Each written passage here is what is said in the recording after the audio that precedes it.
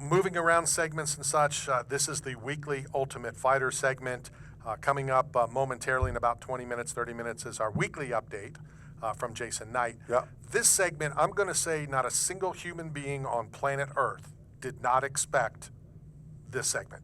We all expected this. I know nothing. I only know what I watch on Tuesday night. This week's taped, for those people that thought it was live, Right. taped segment from last night's Ultimate Fighter. Victory last night, now in the finale. Like I said, everybody expected this. Brad Katona. Brad, how are you? I'm very good. How are you guys? Was that a big build-up? I think so. You're saying that everyone expected this. I think there was some high-level competition this season, so maybe not everybody expected it, but I expected this, and I'm very grateful to be in this position. And it's been quite the journey. Talk about last night's episode. Talk about the fight. Former, I'm going to call them training partners, because I've always said since Ultimate Fighter 1, it's really not teammates. You come together for a couple weeks. What was it like, the build-up? Now you're going, even though, and we're going to talk about the switch. Talk about the build-up. Talk about getting ready for the fight that we watched last night. So it was some evening. We were out the house, we come back in, and all of a sudden it was the semifinals announced, and you see it's like, okay, I'm fighting Timur Valiev, who I think, at least in my opinion, there's a lot of good fighters in there, but I'd rank myself as number one and him as number two, and I was like, okay, this is kind of like the same thing when I did Tough 27. I fought two killers in the house in Kyler Phillips and Bryce Mitchell, who are both in the UFC currently. I think Bryce is top 10 in featherweight. But it was okay. I got Carlos Vera this time, in my opinion, potentially the best prospect. And now I got Timur Valiev, who, in my opinion, is the number two guy in the house. And so I was like, okay, this is going to be a very, very tough fight, but this is the finale. If I win this, I have a very good shot at winning the finale as well. And at that point, I'm also fighting a teammate, which means I can go on over to Team McGregor. I was saving that card to kind of pull just in case I was fighting Rico or someone on Team McGregor. But sure enough, it's fighting a Team Chandler guy, so I get to be reunited with my coach, my team, Connor, Tristan Kennedy, the nutritionist. Basically, Connor had set up a full professional team: massage therapist, chef, dietitian, great coaching. So going over there, oh boy, did I fit in. Well, you were going home, and I want to say this to you publicly because I've been saying this leading up to and whatever, and I've honestly I have kind of changed my life at as old as I am, and I should have done this years ago. After watching, and we talked about it when you were on the first time, when you said you're loyal to Brad Katona, and so many people are not. They don't think that way. And in the last couple of weeks, ask Matt at the finale when we're there. We'll talk. I'm going to start doing that with this radio show, with people that come on. You've got to take care of yourself first.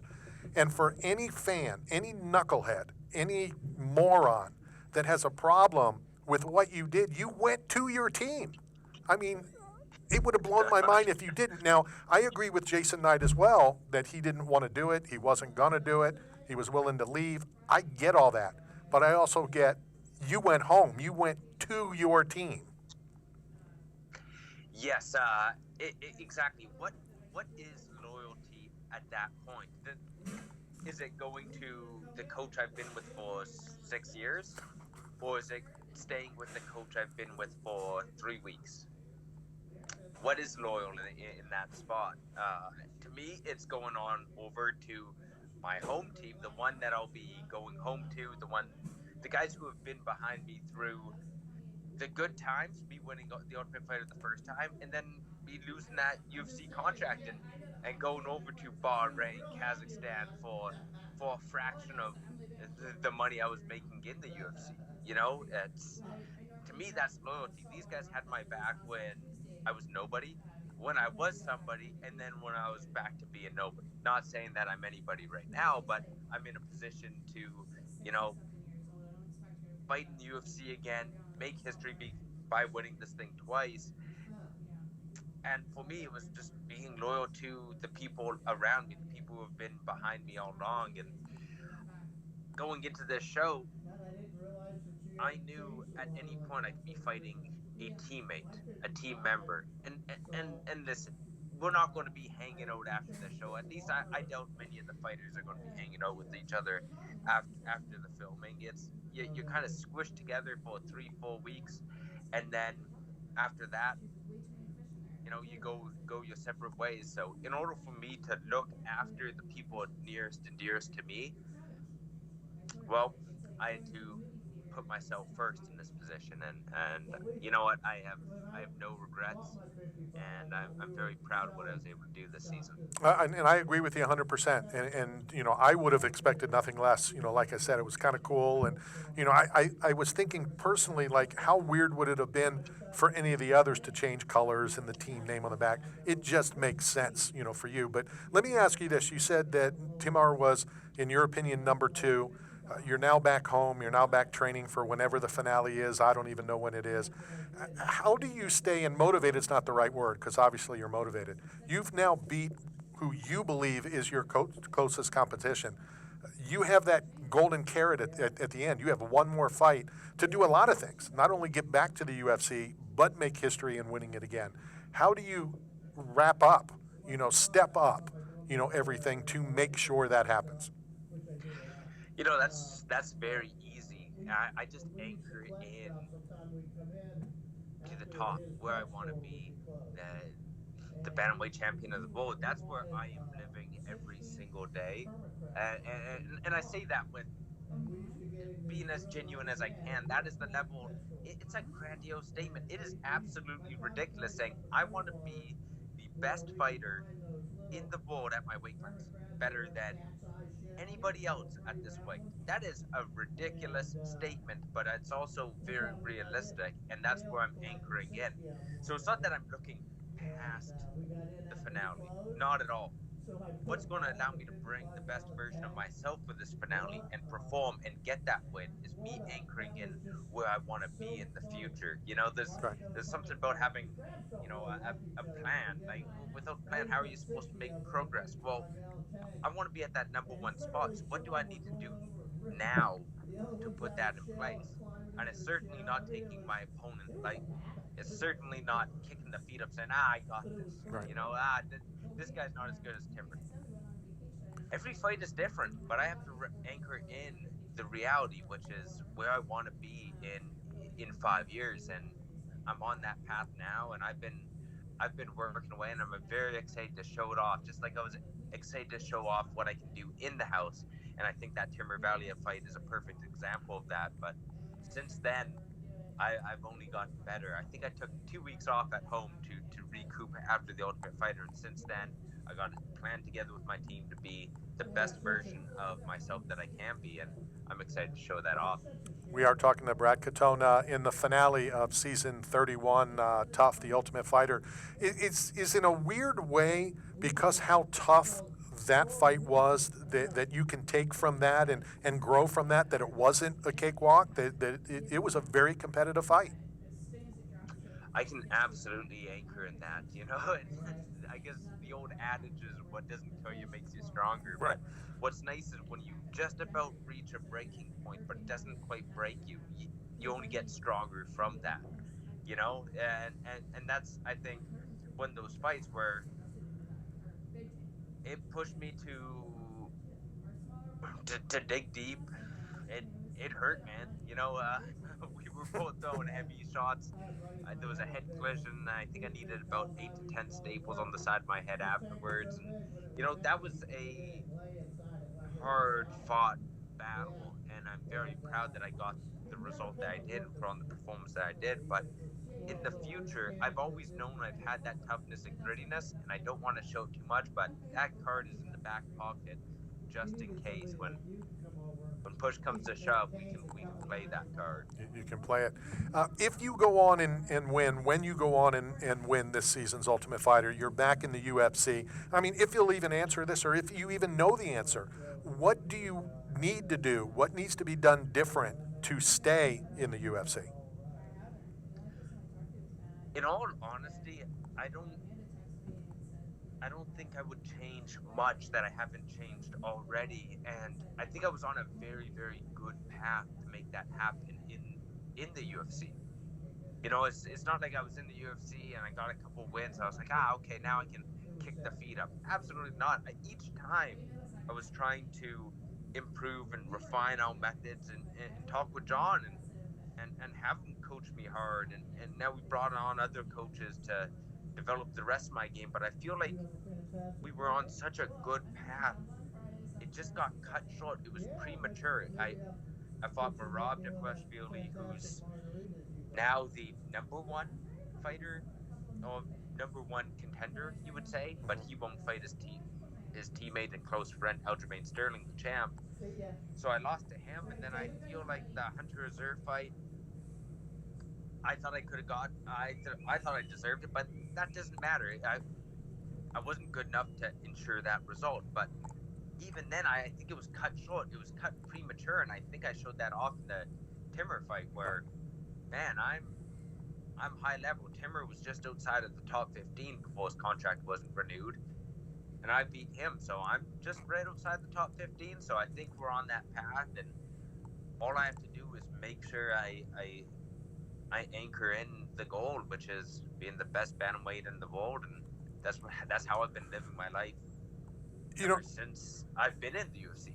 It's funny that you just said that because quite a few years ago, and I won't say what referee, and he was telling me as we were talking about a fight, he goes, I know this particular fighter can take damage. I know that he will fight through. So how important is it for referees, to know that about Brad Katona or any other fighter, to maybe let it go a little bit longer than they would because they know that person can handle it? I think so. It's such a balance. I can attack referees all day. Sure. I think the referees do a great job 90% of the time, 95% of the time. It's a very difficult job. I think, at least personally, judging, I say that in coming off of a close victory over Timmer, but I really think judging is where we need to figure out a way to make everybody responsible and have feedback and improve that process, because this is people's lives at stake here. For me, I think I lost a poor decision, and that was my UFC career cut short. Right. That was it. Go build for the past 4 years to get to this point, so I can say, well, the judges or anything, at the end of the day, it all falls on us, the fighters, not to put ourselves in that position. And I'm not talking about going to decision, being, never leaving the hand of judges. Absolutely, you should be able to leave it in the hand of the judges. But, it's up to us to put ourselves in the position to win. So I'm not looking for the referee to know I'm tough and not stop a fight. If I'm in that position, I have to escape and fight out of it and concentrate on what I can control. As a licensed judge here in the state of Florida, I agree with everything that you said. And I do think, and I don't know how to do it, but I do believe that there needs to be some things, more consistency. Like you said, more where we know. I would like for judges to be interviewed, and some judges are friends of mine, on how did you make this decision? Why did you make this decision? To educate us all. A lot of us that sit back and, even as a judge, like where did he see? What did he see that I didn't see? And I don't know why commissions won't allow that, but who knows? Maybe down the road they will. I'm hoping that down the line they will. It's not to attack judges. I think of course do not. A very difficult job. I watch the UFC every Sunday here in Ireland. Like every morning I watch it, and sometimes I'm looking at my girlfriend who's also a fighter, and we're like, I don't know who won that. We were just actually watching it as fans, and not trying to score it. I think it's a very difficult job, but I think there should be some type of responsibility that's upheld. There's been pictures of judges texting on the phones during fights. This is people's lives at stake here. And I just wish there would be some ownership around that and some responsibility, and there needs to be something, even an interview when it's a poor decision. And what I mean by poor decision isn't even getting the result wrong. It's getting even one round completely different than the other judges. Right, right.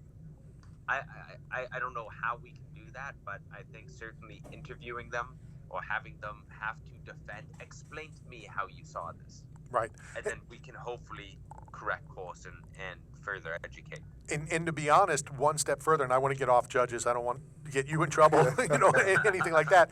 But, I sit in on the radio row and I watch, as a judge, I watch other media people, they're typing. Their Facebook and their social media, and I'm not saying there's anything wrong with it. That's what we're supposed to be doing. But then at the end of the round, they put on social media who they thought won. Yet they didn't watch all 5 minutes of the fight. How can you say who you thought won? That drives me crazier than what the judges are doing. Absolutely. I wish there was a perfect solution, but I think having some accountability is the first step. And maybe suspensions if this person's just completely off. I believe they do it in boxing, and I think in MMA we can talk about better scoring systems. But at first, without accountability, it doesn't matter what system you use. It can always be better, and I think accountability is the first step. That's what I'd like to see. Just like I'm accountable for my performance and my actions in the cage. Okay, again, we're going to get off it. We're only going to keep you another minute or two. I know Matt has a question. I'm going to say this. Don't respond, and then I'm going to go over to Matt. I know for a fact some judges that have judged fights in the UFC have gotten death threats. That's taking everything way, way too far. Go, Matt. Don't let Brad talk. So Brad, so you mentioned something there that made me think. But you said watching the UFC on Sunday because you're in Ireland. So I know we're in the East Coast. We're in Florida. Fights that happen in Vegas. So it's hard to stay awake until 1 o'clock, 2 o'clock in the morning for like the main event. So what's the norm when you watch a live UFC fight? What time is that on in Ireland? Oh, if I wanted to watch it live, now I'm getting up at 3 a.m. or something to watch it. So I haven't done that since the Conor Khabib fight, and I don't know if I'll ever do it again. I'm not built for that. I can't wake up that early or can't stay up that late. Maybe I'm turning into an old man, but every Sunday, we'll certainly turn on Fight Pass and watch the fights. Usually, I just talk about being an old man. Maybe it's just me being a child at heart. I want my Sunday morning cartoons. Pretty much the UFC fights. I make the coffee, have a breakfast, watch the fights. Oh, it's wonderful. I believe everyone in Australia can usually do that, but it's live. So lucky for them. I just stay off my phone, watch the fights, take 2 hours, do that, and go on with my day. But I don't get to watch them live that often unless it's a UFC London or an event over here. Sure. So Brad, you mentioned earlier about your 5-year goal to be the number one fighter in your weight class on the planet. I think everybody needs to have goals established. So I'm going to use this opportunity to ask Randy Harris a question. Randy, where do you see yourself 5 years from now? Inspired from Brad Katona. Hopefully just alive. You can do better than that. Well, I'll think about it, but since you said you're the old guy, which trust me, you're not, as the old guy here, that's why I go to so many fights in Vegas, so that I can stay awake till the main event. Because when we're on the East Coast, it's like 1 o'clock, and I wake up and the fight's over. I mean, how did I miss it? Brad, thank you very, very much for your time. We've enjoyed having you on both times. Awesome. We're going to get you on again before the finale, whenever they announce that. Again, thank you for everything, and we'll talk to you again very, very soon.